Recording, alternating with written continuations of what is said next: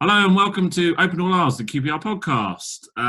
We are, as we have been every week throughout lockdown, recording this on a Saturday, sometimes reflecting on what's happened in the week, and on weeks where nothing has happened, finding other things to talk about and hopefully entertain people with. Thank you for sticking with us along the way. So I'm David, and there are three of us here. For those of you who are not watching this on the playback on YouTube, because we're of course recording it on Zoom like many people are these days. So with me here is Flo Lloyd-Hughes. Hello, hello. Hello. Also here is Paul Finney. What about you? Don't know what that means, but good morning, Paul. And Chris Charles should also be there somewhere as well. Hi, Chris. So we are being joined in about 6 minutes by two really good interviews, which will hopefully make for a great discussion this morning. Les Ferdinand, Director of Football, and Chris Ramsey. I don't know his exact job title. What is his job title? Academy Director? Yeah, I think so. I think we were going to ask him because we weren't 100% sure ourselves. I think he's become known as the Academy Director, but I think he does have some first team responsibilities as well, because he's obviously there at games overseeing things in the stands. So we'll ask him to refine his official title a little bit. I think he holds a number of hats, and we just got to find out which hats he prefers. Exactly. So it's 9:39 Saturday morning, and they're joining us at 9:45. And quite often with these interviews, you do wonder whether the people are ever going to answer their phones. Are they going to turn up on time? I would say chances of them turning up to this Zoom on time are quite high. I think they're quite prompt people. Yes, very organised. I will be surprised if they're late. Unlike my good self, who is late for everything. Hopefully late for my own funeral. Well, let's make these 6 minutes count then. Because I've heard that before. Thanks, Finney. The beauty in football matches. So I'm the host for the first time, because Clive is usually the host on this Zoom, and the beauty is you can mute Finney, as Clive has said before. Isn't that right, Finney? There you go. So let's talk about what has happened, which has been quite a lot. So clearly the announcement that the football is returning, that the championship is returning, that the club are not happy about it. But I think that means 2 weeks today. Football's coming back 2 weeks today, doesn't it? So next Saturday may be our last Saturday podcast. So number one, football coming back. Number two, there were some announcements yesterday about what that's going to mean for season ticket holders and refunds. And I think there's basically three choices on that, which is a full refund, a club shop credit, or you can roll it into an online pass to watch the games. A lot there, not a lot of time before the guys join us. Finney, what do you reckon about what's happened, those couple of things? The start date and QPR's reaction to it did surprise me, because either a lot of clubs aren't speaking out, or we've just grew our own anxiety over it all and come out and said what a lot of people are thinking. So that'll be interesting to see how that develops in the next couple of weeks. The three options of the season tickets is pure choice for everyone. It doesn't make you less or more of a fan, whatever you choose. And so yeah, I mean, I'll just be watching games, I guess. But anyone that chooses whatever they want to choose, entirely up to them. Doesn't make you any less or more of a fan, as I said. But yeah, the start date was a bit of a surprise, and I just hope it's safe for everyone, because what you don't want is to start again and then the whole thing be called off again, and then that just puts everyone on a bad footing. Flo, I don't think the club miscalculate much these days, but I do wonder if they miscalculated the throwing the toys out of the pram over the start date, because they very much seem to be out on their own with that one. I worry that sort of creates a bit of a bad vibe, and no one wants to be the complaining kid in the corner with these things. Yeah, I'm surprised. I feel like maybe they were hoping someone was going to come with them on that. And obviously there are a few players who have already spoken out and said they're worried about getting injured. Obviously we've already discussed players who were worried about getting sick from the virus, but now we've reached the phase where people are actually worried about getting injured. And Lyle Taylor came out this week, and I think another player from Charlton as well, talking about that. Especially if you're looking for a move, that is something that you need to think about. And Lyle Taylor's been quite public with the fact that he wants to progress out of Charlton. So yeah, it's an interesting one, and I do think that, I mean, if Lee Hughes is right, and I'm not saying that he's lying, but if they didn't know anything until Sunday night, it's pretty interesting and surprising, given the fact that the EFL's been very kind of strict in the sense that they said, we've got to come to all our decisions as a majority. 51% have to decide on things, but then suddenly they just announced this without consulting everyone. So I can understand that if I was Lee Hughes and I was Mark Walton, I'd be pretty cheesed off, because at the moment they were just told, oh yeah, you've got to do little bits and pieces in training, and you'll be able to do contact training at some point. So I think it was a bit of a shock, and it doesn't leave long. I mean, the NBA are getting a whole month to prepare for return of their sport, but EFL got 3 weeks, and that is hard. So Bundesliga, there's already been loads of injuries. So I just hope that in already quite a small squad for QPR, that it doesn't really decimate us too much. Let's hope so. So I think we've got to come back to this later, because whilst people will be delighted, I'm sure, in hearing what we've got to say about it, you were right, we were right, our guests are on time. Chris Ramsey has entered the waiting room is never a phrase that I thought I would ever repeat on an episode of the QPR podcast, but we are living in strange times. So, without further ado, here are Chris and hopefully Les. They're both in there, which is good.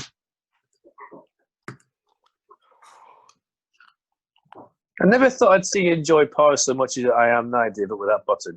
You're loving it. I can't mute you, by the way, for some reason now. I tried. It's over.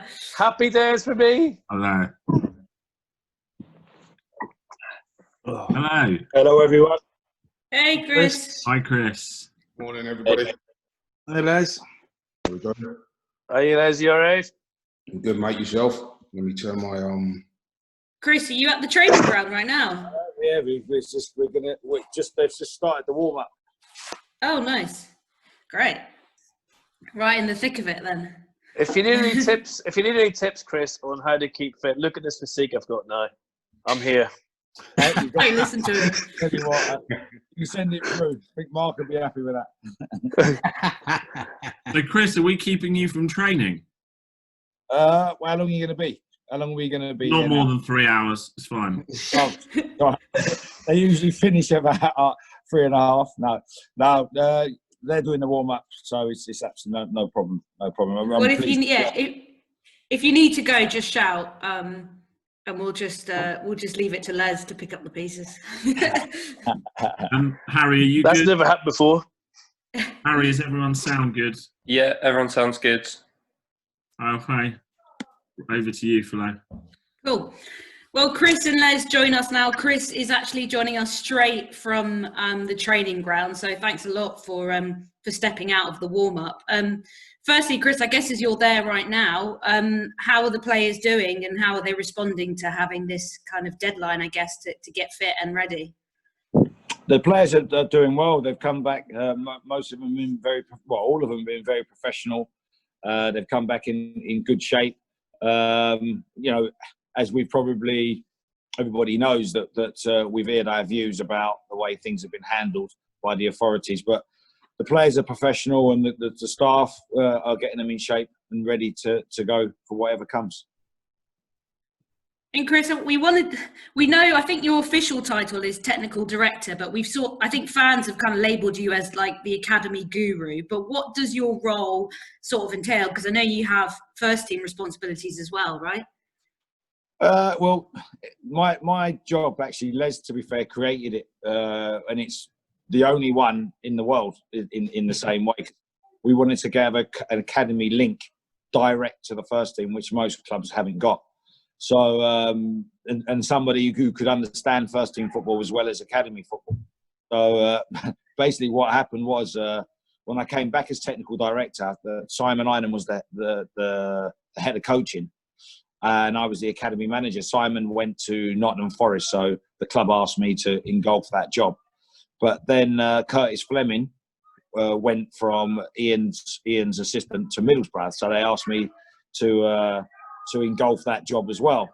And so, fortunately for me, it's a job that's been perfect.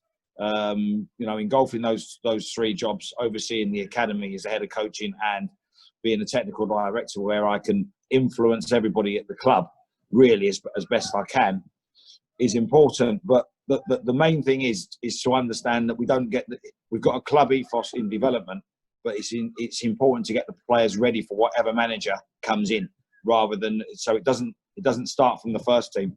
One of the things that Les was keen to do, any manager that comes in doesn't have control over the academy, because, as you know, we've had 7 managers in a short space of time, so we have to make sure that we have some consistency, so the players are adaptable to the next manager.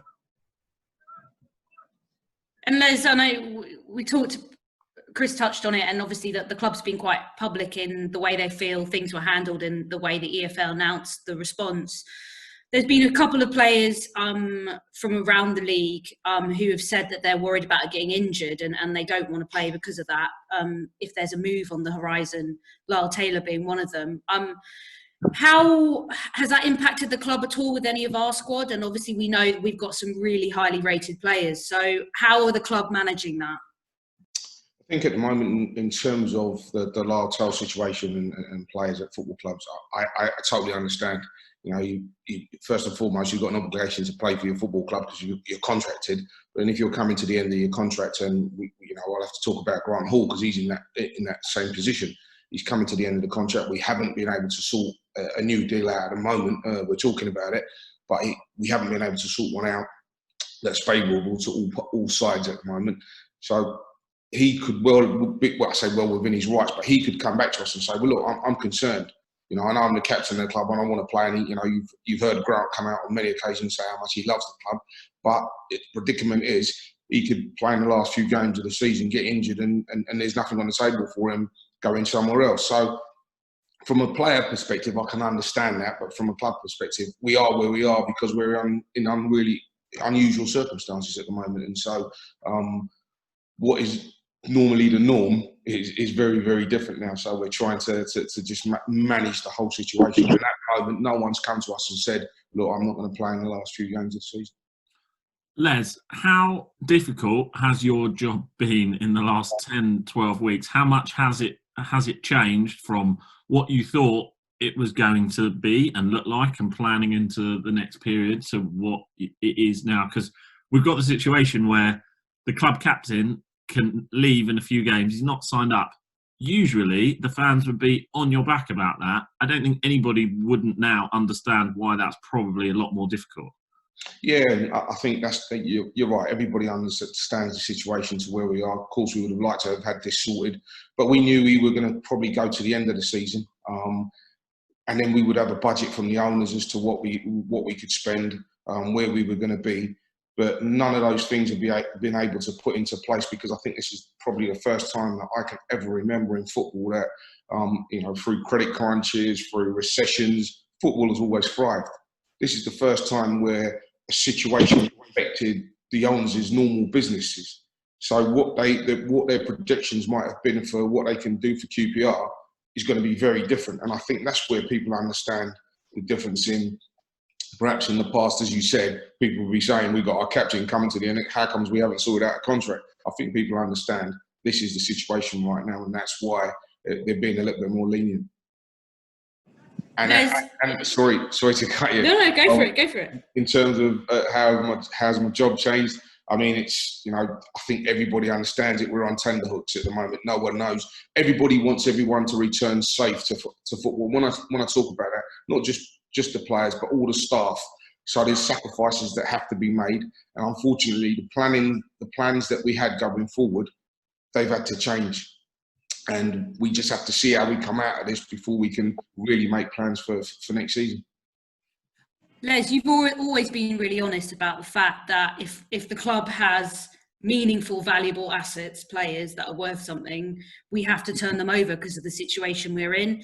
And obviously, coronavirus has really affected the transfer market and the value, although maybe Chelsea deal this week maybe hasn't reflected that for Timo Werner. But every single fan wants to know about Ibiri Eze and Bryce Samuel, and whether we'll get a good price from them, I guess. But do you think that what their value has been seriously impacted, and also going forward in the transfer window for what the club might want coming in, how has that outlook changed now with what we might get and what we might have to spend as well?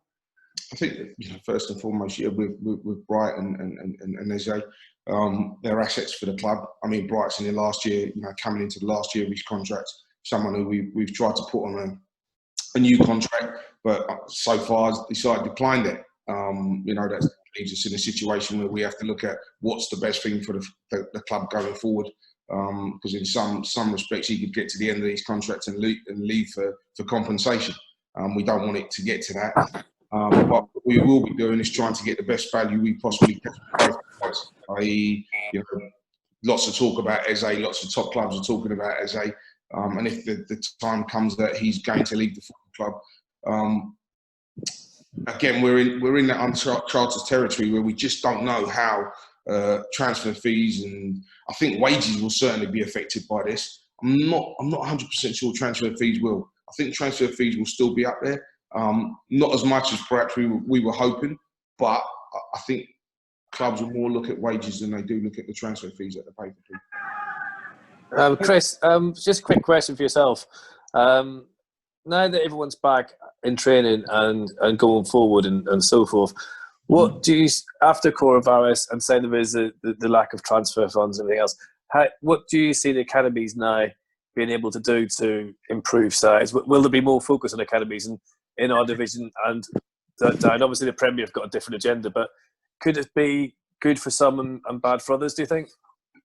I think for clubs now, this should be an ideal opportunity to maximise your academy. Because, like Les says, wages are going to go down.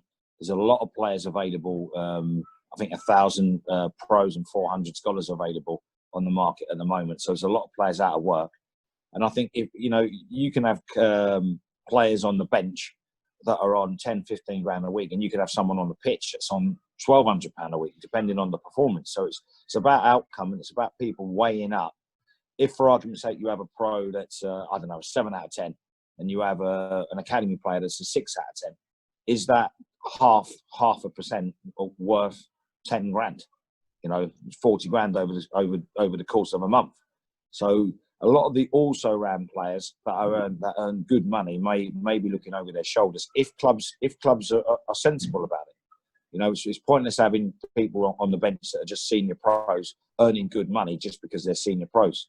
So I think loads of clubs now will go out of business if they stick to the old attitudes of just having senior players on the bench. And also, what's the point of having an academy if players don't get an opportunity? There's no pathway. What's the point?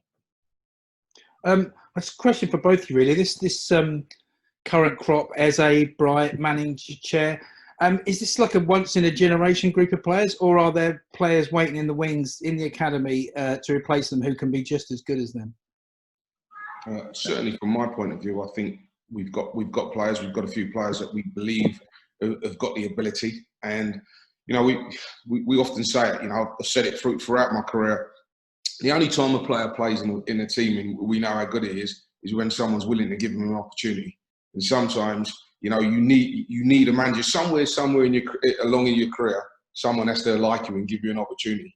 And then once they've given you that opportunity, it's up to you to take it. And when I talk about an opportunity, I'm not talking about 1 game, 2 games, 3 games. Someone who's going to say, I'm going to stick with you for 10, 15 games and see how you develop.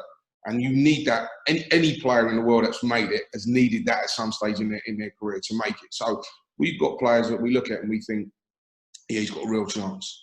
And, going back on what Chris has said, I think because of what's happening in this coronavirus, especially in the Championship is going to go back to, the clubs that come down from the Premier League are always going to have a bit more money. I think the rest of the clubs in the mix, it's all going to be about how to coach and how you coach, what type of manager you've got, and the manager is going to have to be a coach because it's going to be about development. We've seen the statistics in terms of what clubs are spending in the Championship, and if they continue to go that way, a lot of clubs are going to go out of business. So I think it's going to revert back to managers, coaches being able to coach players and develop them and bring them through. And we're certainly hoping that we're along the lines in doing that at the moment.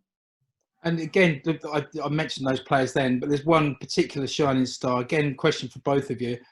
Bere Eze. I mean, we've spoken to, from Mark Warburton, the players. Graham Souness has said he'll walk into a top 6 side. I mean, you get to see him every day. How good is he? Well, first of all, just to answer the question that you said before, and you're right about the once in a generation thing, because you do get situations where you have the class of '92 and things like that. We're not in that situation. You know, if you look at Ebbs and Ilias and Ryan, they actually would be in different youth teams. So that's the strength of any development program, is to not have 8 players in one youth team, because generally you'd miss out on some players, because 8 players won't get in the team at one time. So it's about having 1 or 2 a season, or 1 or 2 every other season. That's the strength of any program. I mean, obviously, I watch Ebbs all the time. We have been working with him, and he's worked hard to become the player that he is. And I think sometimes, when he goes off the boil, because he's so good, that people tend to think that he's not trying, or is he the real deal? But people forget he's still a very young player, that he's only coming out now of the cloud of that initial rejection he's had through his career, and actually believing in himself. And he's shown some fantastic leadership skills off the pitch. And, he'll probably be embarrassed about me saying it, but he actually talks up for the young players, off the pitch, because he realises that to get that chance, you need people, like Les, really, and Paul Hall and Andy Impey, to actually be talking about you to the manager, and convincing the hierarchy that we have got a good player there. So his personality has definitely developed a lot since he's come into the club. And Les, same to you. Eze, how good is he? I know it's a bit of a daft question, because we all know he's very good, but is he really that good enough to walk into a top 6 side? Chris, I did through this lockdown period, you end up doing loads of Zoom calls and interviews and stuff like that. And I spoke to someone a little while ago, and I said, in terms of ability, he'd probably be in the top 6 players I've ever seen or ever played with in my career. In terms of ability, the way he controls the ball, the way he passes, the way he pulls the ball out the air, and I'm putting him in the category. We had Roy Wegley. Roy Wegley's touch was like, he had feet like velvet. I played with likes of Ginola, I played with the Canio and players like that. And those players who, the ability to control and pass the ball, he's got that. I mean, yeah, of course, there's things he needs to work on. And, Chris touched on it. People look at him sometimes and say he's a bit lazy. He said the same thing about me when I first joined the club. But, that happens. And I mean, if you look back to, and when I speak about opportunities, if you look back to the start of last season, he had a dire time. I say start of last season, through the season, supporters started getting on his back. He weren't doing enough. He was going backwards. And that's what happens in there's no career that just goes steadily up there. You're going to have dips, especially as a young player. And it's how you bounce back from those dips. And that's what makes a player. And I think, Eze struggled a lot last year. He's come through that part, and we're seeing him through the fruition of what he's learned and what he's gone through. We're reaping the benefits of it now. Les, there was probably a feeling amongst fans that, we may have been wrong on this, but that the last few games of the season was going to be a kind of farewell tour for him. Does everything that's happened in the last few months make it more likely that he will be here next season? I mean, listen, when I first took this job, and I remember speaking to Finn, doing his podcast, and everyone was having a go at me about what we was doing at the club, and the club was going backwards and this, that, and get rid of me, we're not doing the right things and stuff like that. And I said, look, this is going to be, there's going to be a period of hurt, because we had to try and change what we were doing at the football club. And I said, and I hope in a few years' time, I said, I don't hope it, but I'm thinking that in a few years' time, people are going to have a go at me, because we're going to have to sell some of our best players. But that's the only way the club's going to survive. we've now produced one of the players that we don't want to lose. No one wants to lose him. I'm like everybody else. I want to see us knocking the door, getting back into the Premier League, and you don't do that by selling your best players. But then you have to understand the situation we're in, and I think you all do. The situation we're in right now is we need to replenish, and the replenishment's not going to come out solely from the owners' funds, because they're not able to do that anymore due to the financial fair play situation. So unfortunately, we're going to have to sell assets to be able to bring more assets into the football club. It ain't all going to come through it isn't all going to come through the youth team. We're going to have to, sell to replenish. Hopefully, like I said, we don't want to sell, but we'll only sell at the right price. Chris, I know we may need to let you go and actually get back to work because the rest of us. They're still doing the first bit, so I'm all right. Okay, good. Don't worry, we'll Good. keep Les hostage for a bit longer. Yeah, exactly. I know you both spoke about opportunity and, people giving you those opportunities. Chris, Les created this role for you. You guys have, Les, you've had people giving you opportunities in your career as well. And given, what sport has kind of the messages sport has put out over the week about the Black Lives Matter movement, I find it frustrating sometimes, and I'm sure you guys do as well, about the kind of lack of tangible change within the game. And I know the FA brought in the Rooney Rule recently, and so did the EFL. But what other actions, tangible actions, do you think the game could do to support black men and women to kind of progress through the sport? Because even across boardrooms, coaching, physios, backroom staff, media, whatever it may be, it's not moving. And what changes can be made? Because some of the statements over the past week, it kind of felt like, it felt a bit empty to me. Well, I mean, first of all, Les created the role for the benefit of the club.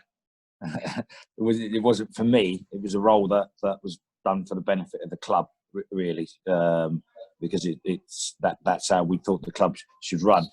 I agree with you on a lot of stuff you're saying about the empty comments that have come out in the week. But the problem is what I'm hoping is this just isn't a furore that in 2 weeks' time is forgotten about. And that's generally what happens. Everybody shows their disgust and their concern for a short period of time. One of the problems that we have, in fact, and this may be contradictory to a lot of people might think this, it's the silent, decent people that actually are the problem, because people who actually don't see that other people's integrity is not the same as them, so they actually can't see that there's discrimination, because they're not someone who discriminates. So they find it very difficult to understand how other people discriminate. So they keep their mouth shut because they actually don't believe that it's going on. So we know where the extremists are. They're easy to find. Do you know what I mean? Because we know where they are.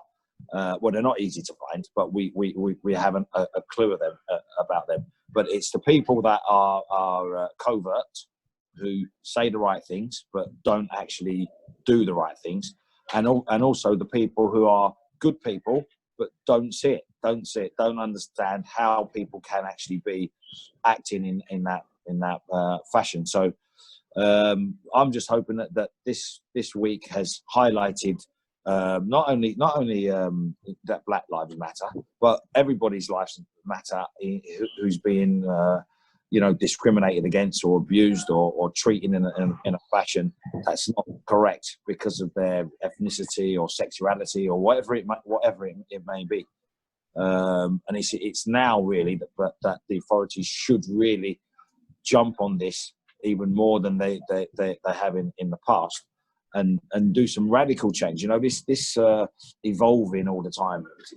If the elephants had to wait to evolve, they'd still be wearing fur coats. Because with we're working. Everybody's always saying, we've got this controlled step change. At some stage, there has to be some radical change. Otherwise, it won't change. I don't know how I add to that.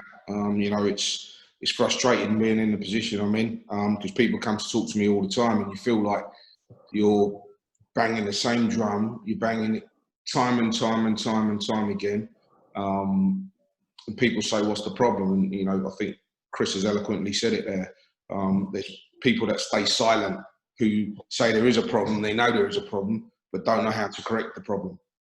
For me personally, I think if you want to change anything, you've got to go to the highest level. And, you know, you look at our FA, you know, you look at our Premier League, there's no one of colour in any position of authority or who can give them any understanding to the situation. So for as long as you block those areas of progression, you can talk about it all you like. And I've seen loads of people tweet, say, and listen, I'm not on Twitter, you guys know I'm not on Twitter or anything, any of those social media outlets, but loads of people I've seen, you know, loads of press things saying that the amount of people that have gone out and said Black Lives Matter, you know, again, just a lot of people paying lip service to a situation that they really don't want to correct. Because if we do want to correct it, we can. And, you know, you talk about the George Floyd situation, and for me, that's not even a thing about colour. That's just humane. If you've got humanity in your system, you look at that situation and you go, whether he's black, white, Asian, that can't happen. That can't happen in today's society. But, you know, we've seen it so many times in America where black people are oppressed and lost their lives under police brutality. I think perhaps because the world's slowed down in a way that it has this time round, people are taking more notice and have had time to take more notice. Because it happens so frequently, everybody's lives have been so quick and everyone gets on with their lives that it goes under the carpet very, very quickly. I think because the world's slowed down, it's taken note around the world a lot more. And so let's hope George Floyd doesn't die in vain, that something does come out of this and we do make the changes that's needed. Do you know what, Les? We grew up in the same area. Mm-hmm. We know probably the same people and so on. You know, when I grew up in Ladbroke Grove, when I came from Ireland, I was having these conversations with Jamaican fellas who came over and stuff like that there 30 years ago. And I surrounded myself with people who thought like me, who acted like me, who didn't judge like me. And I'm really upset that now we're having the same conversation again. The grandkids of these people are going through exactly the same shit and horribleness and vileness that they had to go through. They had to clear up, and we thought we were creating pathways in the 80s and the 90s and the 2000s. We thought we'd seen it all, done it all, acted on it all, called it out, done whatever. I'll be honest with you, I've lost friends in the last few months. I've been called a traitor to my race and so on. And the only race I belong to is a fucking human race. You know what I mean? And I can't get it. I can't understand the mentality of this and where it hasn't suddenly come from, because it never went away. We know that. Yeah. And I'm really upset that we discussed it. And as a person who came here from Northern Ireland during the Troubles, I got a bit of it. Nothing like, because the difference from me, Chris and Les, is I walk into a room and people will judge me on when they hear me. Do you know what I mean? Daddy. So, yeah. Whereas to walk up the garden path and be judged before you get anywhere near the front door is something I don't understand, never will do. And I loved QPR because when I was young, it was a place for everyone. There was never any of that shit at QPR that I seen as a kid. And I'm just devastated that it's come back. I'm devastated we're having these conversations. I want to talk to you about good players, about shite players, about transfer budgets, about when we're going to get beating Chelsea, Fulham, Brentford, winning local derbies again. I don't want to be talking about this because it shouldn't exist. I'm sorry to be rant, but I'm so annoyed by it all. And the lip service the EFL, the Premier League, and the FA play is ridiculous. Change it. Don't say it. Change it. And the only way you can change it is by showing an example. Be an example. Be forward thinking. Don't be left behind. And if that means people turn on you, history will look on you fondly. Sorry. Well, I think you summed it up, Les, by saying that it's at the top where things need to change. And knowing that we were speaking to you today, the one thing that I've been reading a lot this week, particularly from the black community, is stop asking us what we should be doing.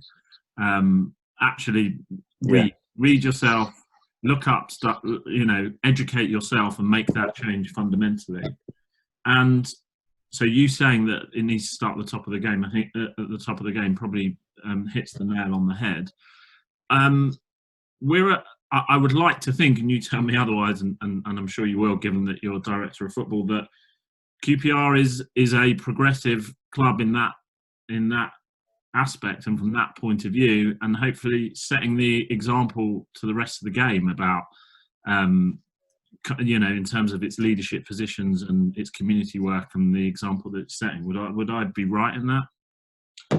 David, I'd like to think so. People come to me now because we've got such a diverse workforce, and say, you want to talk to me about that, and I say, listen, I don't employ people because they're black. So you're coming to talk to me because we've got black employees. I said, I've employed more white Caucasian guys since I've been at the club, guys and women since I've been at the club, than I have black. But you're not talking to me about that. You're talking to me about the black people I've employed. Why? When Chris was manager, when Jimmy Floyd came in afterwards, like I said, I don't read Twitter, but lots of people show me tweets saying, "Oh, I'm bringing the black mafia in, the black Mariah and all that from our supporters." So I understand racism exists everywhere, and I'm not going to sit here and say, there's none at QPR. Of course there is. There's people in the crowd. I know, but because this is society, and I keep saying, we always bring it back to football and say there's a problem in football. I say there's a problem in society. Football has just always been an avenue. We go back 20, 30 years where, a whole stadium could come in and abuse a black player and everybody walk out of there with no repercussions for it. So if it's always been an avenue where people could vent their frustrations at a black player, all of a sudden we've put CCTV cameras in and we've said you're not allowed to do this anymore. Doesn't change the attitude of the people. They just say it when they get outside the stadium, or they say it over social media. So, I'm not looking at football now and saying, and this is why I keep saying to people, the problem's not just in football. Look at all the other industries that work off of football. Look at the FA, look at the Premier League. It's everywhere. But they're the people that pay lip service to it and say, we've got to stop this, we've got to do that. But they won't employ no people of colour.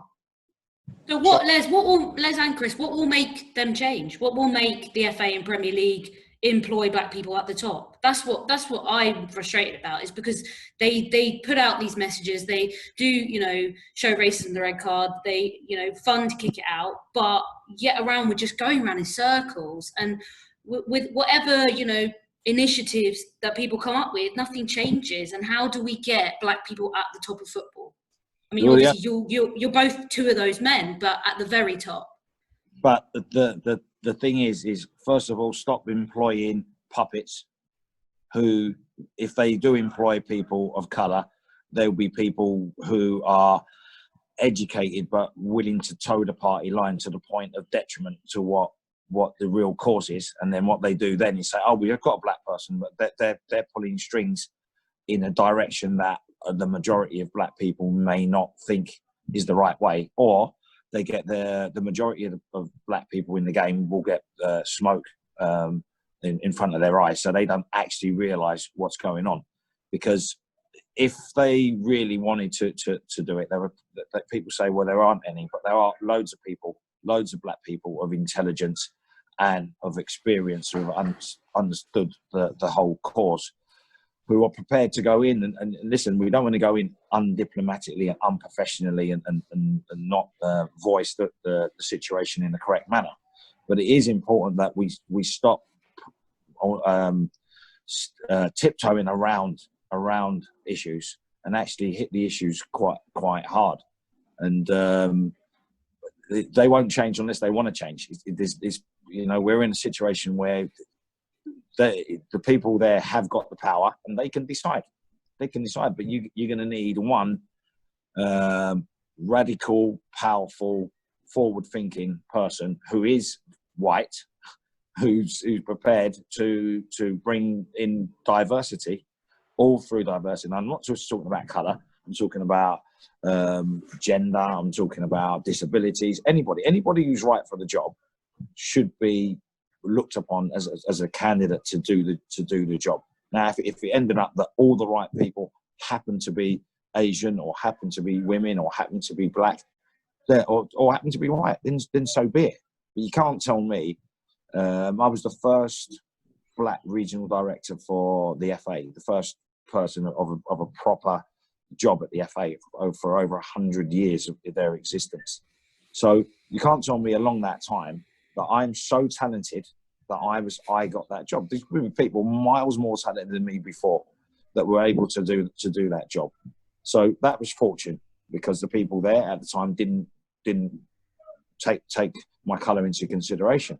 But until we have somebody who is a white person at the top with the right views and the right sensibilities and power and drive to change things, it won't change.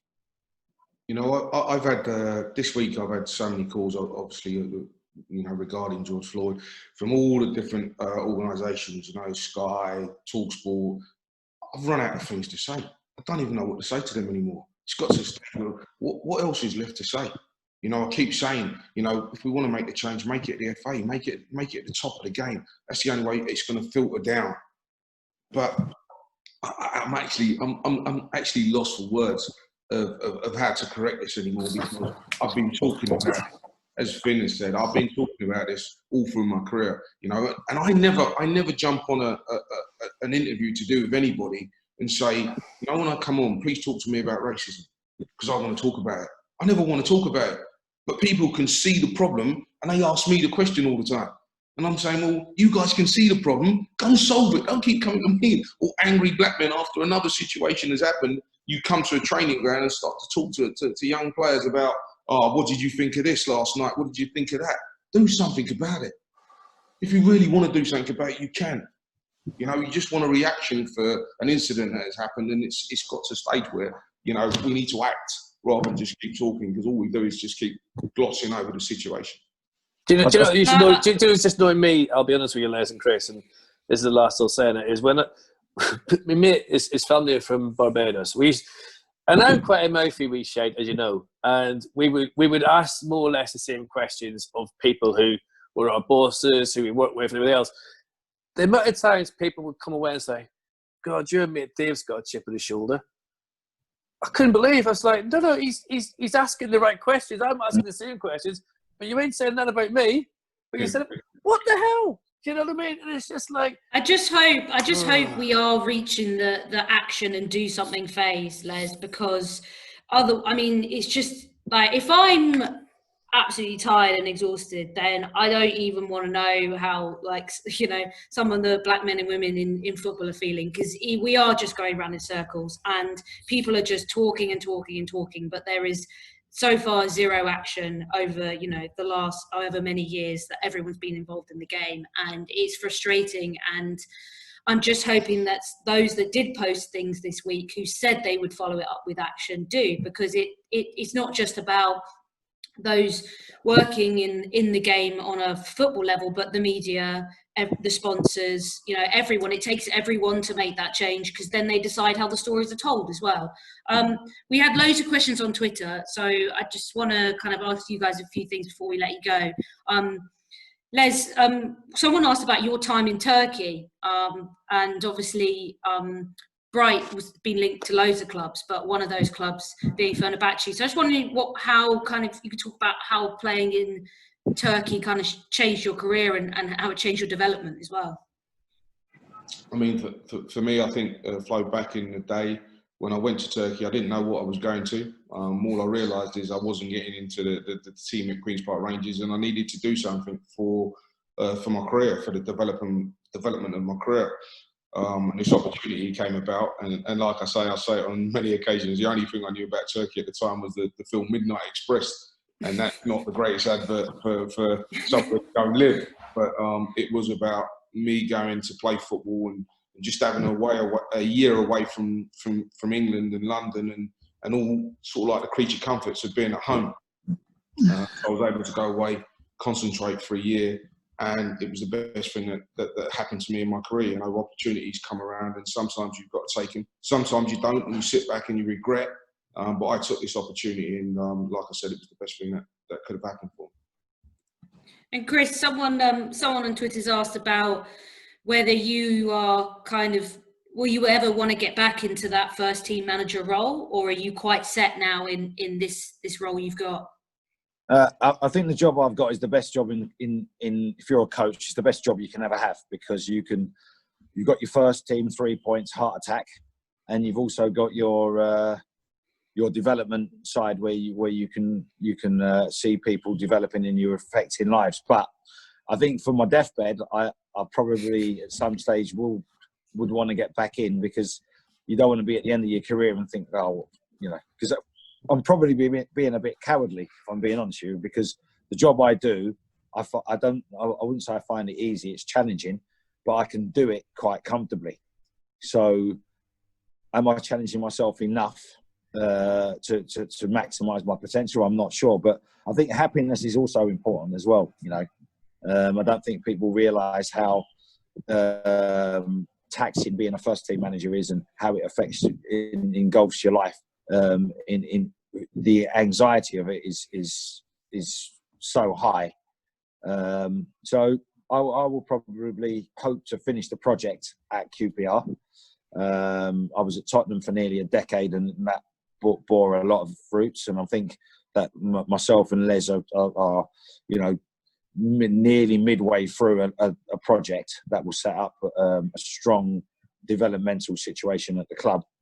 But at the moment, you know, I would be very, very pleased to assist Mark and John Eustace and the owners and Les and everybody here to get ourselves back to where we want to go. So I hope that answers that, really. Chris, I was at the game at Brentford when you ran the gauntlet of abuse that no one should have to go through, and you spoke about happiness. And yeah, I'm not surprised you don't want to rush straight back into that, because that was pretty grim. Yeah, but you know, one of the things is, round about that time, my sister died. So that was, you know, that put things into some massive perspective. I came back after the whole game, and she died that night. I think we drew the game, and for a period, I was quite numb. And people don't realise that you have lives outside the game, and a lot of the things that I did when I was the manager, apart from buy a few big toys for myself, you know, I used to go out with my nieces and nephews and go to the movies and just do normal things that keep your feet on the ground. But the abuse is the abuse. You know, you're gonna get it, and you know, you're right. You shouldn't have to get that abuse, but you know, that's one of the downfalls of being a first team manager. I suppose that's why they get, you know, in the top leagues, they get the money that they do. Chris and Les, I'm going to try and, after my rants, which I apologise for because I'm a middle-aged white guy and I'm ranted and I'm sorry. But anyway, the academy, the new development with the training ground and everything else, how excited are you both towards this, and how much of a difference will this make? Because we have never, ever, in my living memory, Les, you maybe put me right in this, we've never run drawn training ground before. This is massive news. Yeah, for us as well, it's you know, we can't wait. It's going to take another couple of years to get it all up to into fruition. But yeah, I think it will be so important for us to have everybody on the same site, everybody sort of like singing from the same hymn sheet. At the moment, we're a little bit over here and a little bit over there. I think it will be massive for QPR and going forward. In the way that we want to do things going forward, to have your own training ground and your own facility and your own identity will be massive for the football club. So we are so excited about the development, and hopefully it can come to fruition a little bit sooner than I was saying there, and get everybody on the same site and work from there. I've got a question for both of you, which may have featured answers from the last couple, but there's a lot of negativity around at the moment for various reasons. It's a very uncertain time. Why should QPR fans be positive about the future? Because I think we've got a very good project. You know, the manager's played quite a few young players, and I think that if we can keep pushing forward with the training ground, pushing forward with trying to build the club from the bottom, and making sure that we have a foundation that sustains productivity at the club, as well as pushing up the leagues and always being in a position of hope on the field.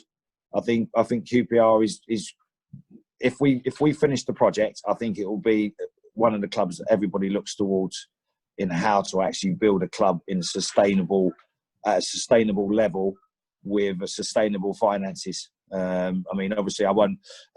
Les will probably be embarrassed about this, but since he's come, the wage bill has been dramatically cut. We're actually in credit now to a point when we try and spend money. I know we haven't got a lot of money, but lots of clubs that have come down from the Premier League have bounced straight down to League One and not returned swiftly. And we've managed to maintain our status over the last few seasons, which is testament really to, while we're still trying to get a settled team, settled management scenario where we have someone who can do the project. I think that, and look where we are in the league, with 6 points off the playoffs, with a team that's changed drastically, with youngsters in the team, with youngsters coming through. I think that the fans should be positive about what's happened over the last years, and we haven't ended up in League One. Les? Yeah, I'd have to agree with what Chris has said there. What it is about. It was about being sustainable and productive. We've gone from having players at the football club who we've spoken about this before, earned good money, left the football club, and there was no resale value on them. We've now got players that we're talking about who have come into the side, who hopefully will make big money for the football club and hopefully progress us to where we want to be. And that's the reasons for me that people need to be excited. I think what they've seen in recent years in the likes of Bright, in the likes of Eze, in the likes of Ilyas Chair, we're continuing our goal to produce players like this, as well as having some good senior players, where our goal is to produce players like this. And as Chris talked about, it's about us being sustainable as a football club. And at the moment, we've got there. It's been hard getting there, but we've got there. And I think a lot of the clubs, what we've gone through in recent years, I think a lot of the clubs in the Championship are going to go through now. But we've already gone through that hard part. So that's why I'd be excited. That's why I'd be, in some ways, I'd be looking forward to going forward, because I think we've done the hard graft now, and it's about how we progress it going from here. So the next year or so is going to be very, very important for me. I think we've got the right man in place who understands the project that we're trying to do. It's about being able to keep hold of him and keep hold of the staff that we've got, and I think we'll progress in the way that we want to progress. Les, I was just match of the day. You've been doing all these top tens, and Shearer and Wrighty recently. Trevor Sinclair's goal was in, both of them put it in their top 10, basically of all time in this country. I just wanted to say, what's the best goal you've scored, and what's the best goal you've seen a QPR player other than yourself score? Sorry to put you on the spot there. Training, everyone. Thanks so much, Chris. Thank you very much for the thing. Ferdy, I'll call you later. Cheers, Chris. Thanks, Chris. Thanks, Chris. Yeah. Okay. I think you should have asked Chris his favourite goal, though. I'm just saying. Yeah. And just say, whilst Les thinks about this answer, the one good thing about Match of the Day at the moment and all the old Match of the Days is that you're on it every week. If you played with Shearer for a season or two, and all he talks about are Newcastle games, it means you're on it every week, which is good, because my son just thought of you as some suit at QPR, but now I can actually show him that you did play once upon a time and scored quite a few good goals. Yeah, and that's the unfortunate thing. Everyone says to me, your best time was at QPR. And I say, no, if you go back to my QPR days, my best time was at Newcastle.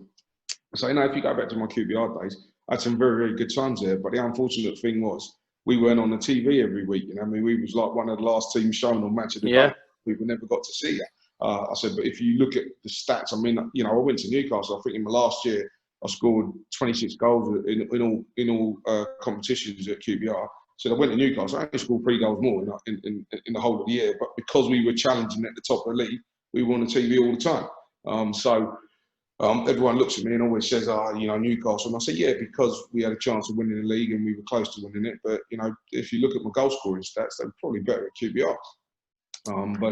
Anyway, back to the question, Chris. Yeah. What was the best goal that I've ever seen by a QPR player? In my time of playing would probably be Roy Wegley's goal up at Leeds. Yep. He'd stand out as the outstanding one I saw. Although, you know, of course, Trevor Sinclair's would give that a good run for its money. But in terms of what I saw while I was at the club, and what was my best goal at the club, in terms of, I probably like the one I scored against Sheffield United, where I beat a That's mine. That's yours, yeah? Yeah. Yep. There's Absolute Well, quality. you can describe it, Les. It was a ball came into me on the halfway line. I managed to chest it down, turn, and beat 2 or 3 players and slam it in the bottom corner. No, that's not true, Les. That is not true. Not true at all. This is what happened. It was like watching an artiste with his blank canvas pick up the brush and sweep everything out of the way, smash it in the net. And I remember then thinking, my God, we have a superstar in our midst. Because that was one of the best goals I've ever seen in my life. And that was welcome to the big time. My name is Les Ferdinand, and you're going to hear an awful lot about me in the next few years. With all this the Michael Jordan documentary's been on. Well, Yeah. it sort of reminded me, because it was the same time roughly that you were in our first team, and you used to hang in the air a lot longer than Michael Jordan. Yeah. So maybe you just had the wrong agent at the time, because it should have been Air Ferdinand, I think, rather than Air Jordan. Yeah, you're right. I think you and Paul Parker probably jumped about 9 times your own body weight. Yeah, no, Paul had a good leap on him, and I know he's an old Chelsea player, and we shouldn't speak about him too much on air. But what's his name? Little Speedy, was it? He used to hang in there as well, wasn't it? David Speedy, yeah. Yeah, That's a swear word. Yeah, no, I know, mate. I'm just saying, in terms of players that jumps above their size, you know, and I always remember him as one that was able to hang in the air as well. How do you, is that taught? How do you because it did seem like you used to almost like stop for a minute. I mean, I know, you know what I mean? It's weird. I read something the other day where someone said that they was at a game and I jumped, had a cup of tea, stood up there, stayed up there, I put a cup and saucer down, and then came down, like, you know what I mean? Which I giggled at. But yeah, no, it was. I was always aware that I was always playing against guys that were a lot bigger than me in terms of centre halves. And I had to find a way to get above them. And in the end, I used to think, if I could get above you, and I used to say to Tony Roberts, Jan Stachel, whoever it was, just put it on the centre half's head. I'm going to out-jump him. And I knew if I could out-jump him, I was going to demoralise him straight away. Because he'd be thinking, this kid's only bordering 6 foot. And I'm 6'4", and he's out-jumping me. And I'd go, do it again, and again, and again. And for me, I'd already got the centre half once I could do that. And then if he was better than me in the air, I'd say, well, just put it in behind him. Let me try and run in behind him and see if he can keep up with me that way. So it was just, and I don't know. I couldn't say I worked on anything in specific to keep me up in the air. It was just the knowledge that I had to stay up there in order to be able to hit the ball. Les, what would Les Ferdinand today in the student at Queen's Park Rangers, in the role that you have, say to the Les Ferdinand, the player that just come from Hayes? What would his advice be? Well, having been there, I would put an arm around him straight away and say, listen, this is going to be tough for a while, but you're going to get there. Listen to the people, listen to the right. You know, I was really, really fortunate. We had some good older pros around the place, and I think it probably was the introduction of Ray Wilkins coming to the club. And Jerry was very, very important to me, putting his arm around me. And even when I came to the club, you know, the likes of Clive Walker, Gary Chivers and people like that who were at the football club, and probably not Jim Smith's favourite players were about to leave the football club. They kind of like took me under their wing a bit, and I became a bit of a rebel without a cause. And I would sort of advise him to stay away, keep himself with the right people, and just get his head down and work hard, because that's what football's all about. It doesn't matter what job you do in the world. If you work hard and you show a passion and enthusiasm for it, you'll get to where you want to go. And that's what I would, and I'd keep a close eye on him, because I know how tough it is. Because coming out of non-league football into the professional game, I struggled with it for 18 months. Just the realisation of living as a professional footballer, which I never thought was going to happen. And so it's a tough changeover. And I think it's even tougher now than it was back then. Les, thanks so much for your time. I know we kept you a lot longer than initially planned, but you know, I think most, all QPR fans would say that in the last year, especially, the outlook has really transformed, and it's been a rough couple of years. But I think we're all starting to really feel really positive about where the club's going, and it's a shame that a global pandemic had to stop our charge for the playoffs. But yeah, thanks so much for taking the time, and thanks to Chris as well, and yeah, thanks for all your hard work this season, and we look forward to having some football to watch again, to having a team to support. I think I'm really excited. It's going to be a big pressure on the players playing a game every 3 days or something mad like that, but it's going to be fun to watch. So thanks, Les. Yeah, it's great. Cheers, Les. It's taken us back to, I just want to say thanks to everybody, but it's taken me back to the days of when we used to play all the reserve games at Loftus Road. It's going to be like that. I mean, okay, we used to be able to have a few hundred people come in and watch, but it's going to be quite surreal for the players to go out there and see no supporters there, but hopefully it'll... Really weird for everyone, apart from Reading players. It'd be normal for them. Oh, we went there. Ooh. Yeah, so it'll be weird for everybody, but we're professional about what we do, and hopefully we get the results that we need. Well, Les, thanks for coming back and everything you're doing. Thanks, You've been brilliant. Thank you. Cheers, Les. Take care, mate. Bye-bye. Have a good weekend. Cheers. And you. Cheers, mate. Les. Bye. That was brilliant. I enjoyed that interview. I think we covered everything in that short time, and I don't think anyone's going to come away from that interview and not think, ooh, we're in good hands. Yeah, I think it reaffirms how safe hands, the club is in, which is reassuring because fucking hell, it's been a crap couple of years. So I'm just relieved that we've got people with their heads screwed on in charge of the, youth team, as well as the first team, as well as the finances, as well as the transfers. And I think, as fans and as people interested in the club who care about it, the reality is we need to keep the club moving, and we need to embrace every bit of talent that comes in and out and make the most of it while we can. So, yeah, I'm feeling good after that. I mean, let's face it, they're holding the fort until David Fraser gets his boy in that shirt and becomes the next Gary Bannister. Yeah. I thought he was a goalie, David. I thought he was a goalie. Is he a goalie? He doesn't know what he is. He is actually not bad. He's very young though. No, I enjoyed that. I mean, the trio really that's the most important, I suppose you could call them the foursome that are the most important ones, is Lee Hughes, Les Ferdinand, Chris Ramsey, and I suppose Mark Warburton, although that head coach role often changes, doesn't it? But I took out of that the most important thing now, and for the next couple of years at least in football, is coaching and development. Yeah. And that makes Chris Ramsey's job even more important.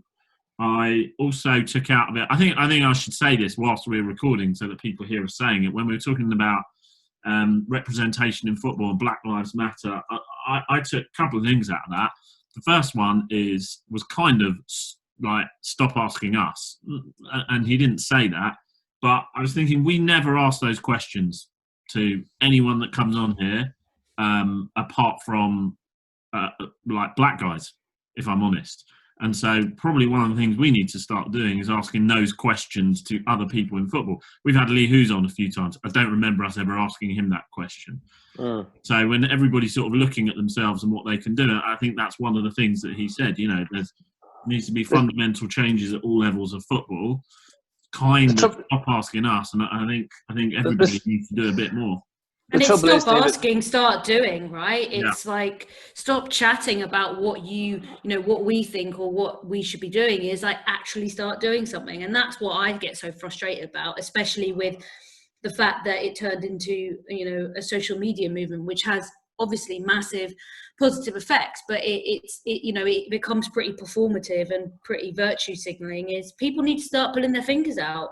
People who work in the media, myself included, need to employ black men and women. People who work in sponsorship need to employ, brands, Nike, Adidas, whatever, people who work at football clubs. The FA, the Premier League, the EFL, they need to get their house in order, because otherwise nothing will change. So and what Chris said, it's not the people on the extreme. that are the problem. They are the problem, but they're not the people that are going to make the change. It is the people. Going back to what you just said, though, David, about us talking to, I'm always in danger as a middle-aged white fella of saying what a black person goes through when I haven't walked in them shoes. And I guess visually we're always going to be drawn to them people. You're right, we should ask Lee Hughes, we should be asking Mark Wimbledon, we should be asking other players, have they changed the mindsets to start playing football, has opened their eyes? Sure, because the only way you deal with racism is we all realise that everyone is exactly the same as us. The only difference between people is what you perceive it to be, not the actual being. And perhaps we should do. But I do worry that I had a really interesting chat with Paul Mortimer a while back, who's a QPR fan who used to play for Charlton, and he was saying to me that analogy of you get the racism when they hear you talk at the Irish. We get it by walking up a path sometimes, and people have got to. If people see a group of young youths and how they think about that, and that group of youths, if they feel in danger because of someone's colour skin, they need to look at themselves. And Flo's right. We've all got to change it. There's no point us all sitting there doing hashtags and this, that, and the other. Change it, and best people for the jobs, no matter who they will be. More disabled, more people of colour, more just the right people. We're all frigging human beings. We're not different from anybody else, apart from Chelsea fans who are completely insane. It's like with a lot of these things, the sponsors will drive it, which I never hear them mentioned. But if Sky and BT and Amazon turn around to the FA, exactly. So you have to work harder. What you're doing, and turn around to the clubs and say similar.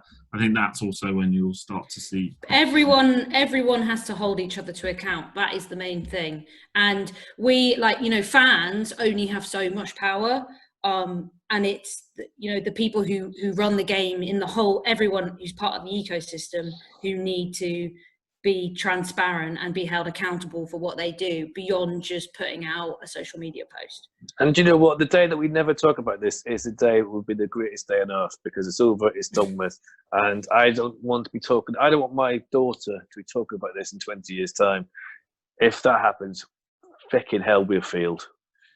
Well, let's spend 5 minutes not talking about it. And I mean, poor segue by myself, but I'm ploughing on regardless anyway. Just to sort of tie up a couple of things that we haven't quite dealt with. I think this next week will be the last Saturday podcast, won't it? Because the week after we're playing. Well, no, yeah, but you can do a pre-match one or an after-match one, because we watched it from the comfort of our own armchairs. Well, it's almost like the season starting again. I suppose we'll do a preview before that first game, and then after that, we'll start talking after the games about what actually happens. We're going to feel like Man United and Liverpool fans, aren't we? Just sitting and watching it from our sofa. It's going to feel really strange. I don't know how I feel about it, actually, if I'm being honest. Kind of weird. Have you watched a lot of the Bundesliga? Yeah, and the Munich Dortmund game was a real letdown, because it needs the atmosphere. One thing I have noticed is home advantage has gone completely out the window. Teams are getting absolutely trashed on their own patch by the bigger teams now.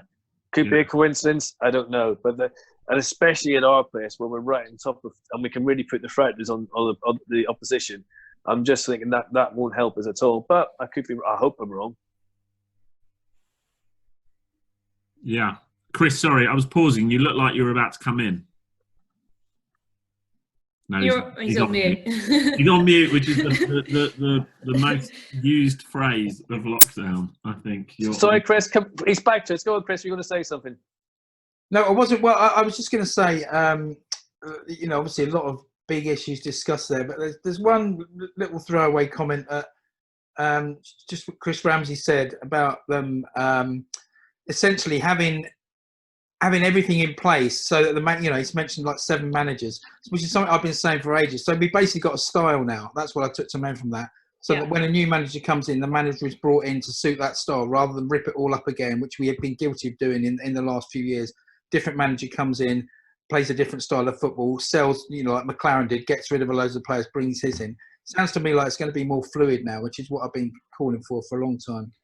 And that's how you build successful clubs. Like I'm reading a book at the moment about kind of the European phases of styles of football, and the reason Ronald Koeman was successful at Southampton is because he played the same style that Pochettino played at Southampton, and he was just inheriting a team and a style that went from the youth team to the top that people were used to playing, and that's the way you've got to do it. And that's why it's a relief to know that they're implementing that, because it's not going to, hopefully if when someone comes in and Warburton leaves, then someone can pick up the pieces and it's not a complete mess, which is what has happened to us over and over and over again.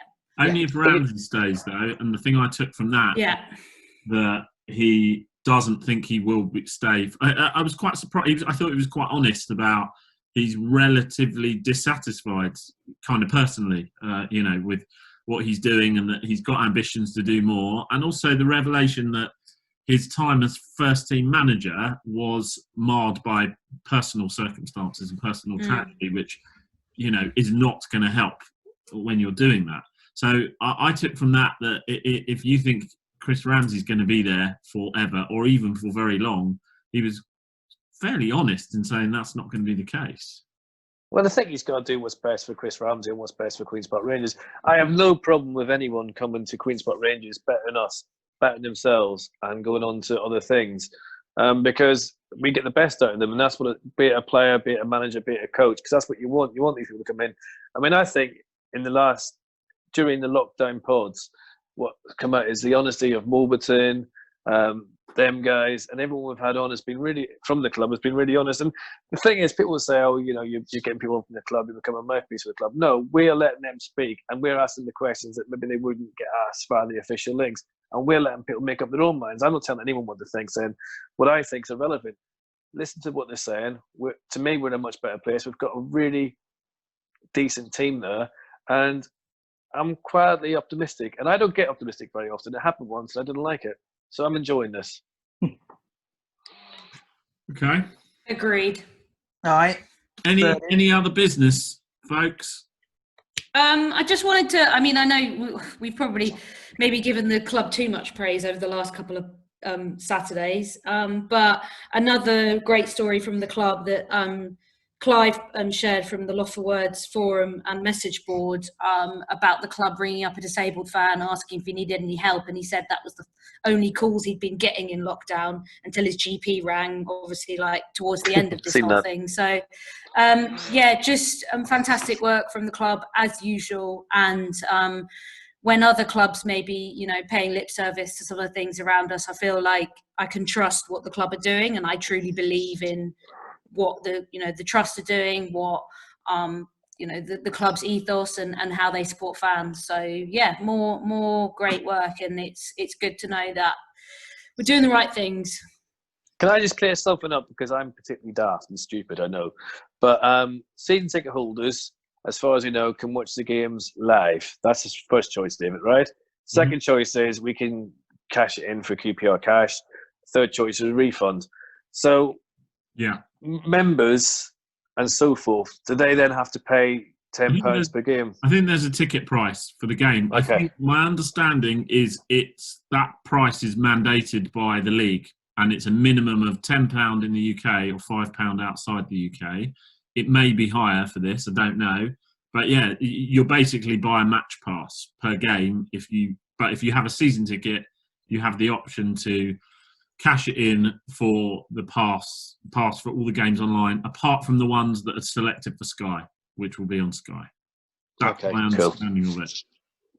Excellent. So is there an option where you can basically let the club keep your money, basically? Because that's what I want to do. I'm not saying everyone, a lot of people will want to cash as is, but that's option one, and in return you'll get the match passes online. It's a little bit confusing, but that seems to be the options. But I think if you do have any specific questions, the club seem to be pretty responsive on Twitter about it. So if anyone's a little bit unsure about what's maybe the best scenario for their circumstances, then I would say tweet them or go online, and I'm sure there's loads of FAQs, because some of the wording is a little bit ambiguous. I don't think it's entirely clear for the club, what is happening. Yeah, that's true. They don't necessarily know. Yeah. Because what games are going on Sky and stuff is still unclear. So, how that will be impacted.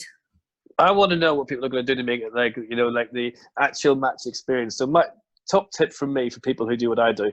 I'm going to make sure I turn the TV on late to miss kick-off because that's normal. I'm going to have way too much drink. 8 ciders. Yes. So and also I'm going to put loads of obstacles in the way to the toilet, like I'm walking down South Africa Road, and I'm going to queue up the coffee machine and charge myself £5. I'm looking forward to it. I'm going to make it the real thing, and and I'll probably watch it in the cupboard. I'm going to cross my leg and make put a it post really uncomfortable for an hour and a half. Yeah. We've Or got to put a chair right in front of your knees. Yeah. Also, we've got to put a post in the way, and I can't see the dugout. So I'm going to refuse to look at the dugout because for 20 odd years, I don't know what's going on down there, and I don't want to know. It's like a magical place to me. Yeah, I think it'd be great. For those, those guys, and every club has them, and we have a few. The people that have been to every game for 40 years. Oh yeah. All of a sudden, not going to every game. They've broken their record. And there's going to be thousands of these people across the country, across clubs. You've got to feel for those guys. I might start a support group or a rehab. I saw one of those guys though, and he's undecided as to whether he's going to count those because if you physically can't go, then it's not really your fault, is it? No. No, it's like when we were banned from Luton, and I managed to get in because I lived there at the time. God help me, the worst move of my life. Anyone didn't manage to get into Luton, did they? A few did. I lived in Luton when I got married. That's where we lived, and yeah. Oh, my condolences. I thought you didn't like it though. I thought you were Luton intolerant. Very good. Very good. I am, and that was the best mic drop he's ever done in the podcast. Well done, David. But you know what? I'm looking forward to it. I'm looking forward to it coming back. Hopefully it lasts. Hopefully we finish the season. Never mind start the next one. Finish it. That all rate stays down and nothing comes into. Because I think starting, and then if it stops again, people will find it really, really, really difficult. Yeah. Absolutely. All right. That seems like a good place to finish. Yeah. Thanks all. We'll be back. Thank you everyone for listening. We'll be back, I think, next Saturday. Probably loads more information will have come out by then about fixtures and times and everything else. Thanks to our guests. Thanks to the guys. This has been Open All Ours. Nice one.